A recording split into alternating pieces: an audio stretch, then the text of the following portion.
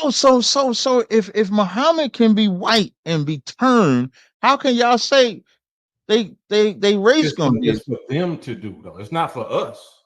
Like if we're the father of all of the races, then by default we're kind of responsible for the races, right?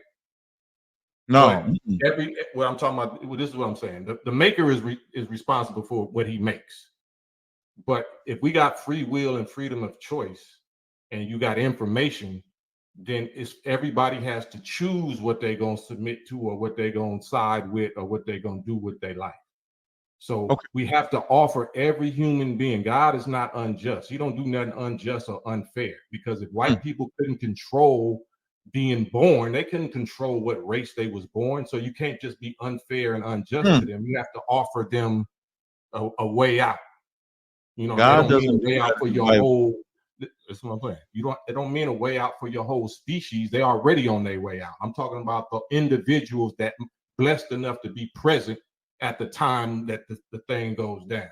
Those specific lifespan of whites can be saved from the great destruction of this world. The God of the Bible, which excuse me, which is 100% fact, is different than the God of the Quran. Why is Disagree. that 100% fact? That they're different gods. Yeah. The number one fact is their worship different. They don't like the God of the, You got to qualify that. meaning like God gave in Leviticus the 23rd chapter, God gave 7 feast days that we are to uphold to. The God of the Quran has a different set of feast days that they uphold to. Y'all have Ramadan. That's a totally different fast than the God Day of Atonement that the God of Israel has. So they're not the same. What is that? What is that? If you take any God from any culture, any God from I'm any saying, what culture, is you're saying that's a deal breaker? That means that the gods is two different gods? yeah, because the first commandment is we should have no other gods except Yahweh or the Most High. So when you bring in Allah and you have that rock that y'all have to circle, that's another form of worship. We don't have to circle. Hold on, stop, back up. What rock do we have to circle? When they make their Hajj and they circle that thing 7 times, That's a rock. yeah, in the middle of that, it's a meteorite. That's not a rock. That's the house of Abraham. That black house represents the original black nation. That house is symbolic. All of that's rituals. Listen to what I'm saying. All of that's rituals symbolizing the return or the pilgrimage back to the source, to the originator, to the ancient of days, which is us. That's all symbolic. They don't know they don't know what that ritual means. We know what the ritual means. That's all them making circuits and circulating and coming back to the source, which is the original black man. So there's no record. There's no record that Abraham ever had that Kabbalah, which means rock. There's no record that Abraham had that house that you're supposed to circle. There's no record according to who? According to the Bible. So is the Bible the only source of information?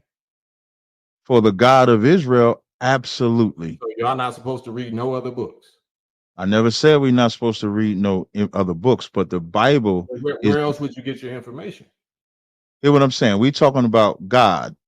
Whether you say Allah for the Quran or the God of Israel, it's the Bible. So when we're talking about how you worship him, that's going to come from the Bible. What I'm talking about, not to cut you off, I apologize because but we're talking about who he is first before how do you worship him. So if we can't even agree on who and what the God is, then we're going to definitely disagree on how we think we're supposed to be worshiping him, right? No, I think in the beginning of the conversation we established that I explained the Most High always existed, never did not exist. You explained Allah was the matter and he was created and then he did creation. Well, so we say that Allah is the black man, right? So y'all don't believe that Allah or your God is the black man, right? He when you asked that question earlier, I said Exodus 15:3, it says he's a man of war. He also has a throne. He has hair. He has a body. But I wouldn't say that.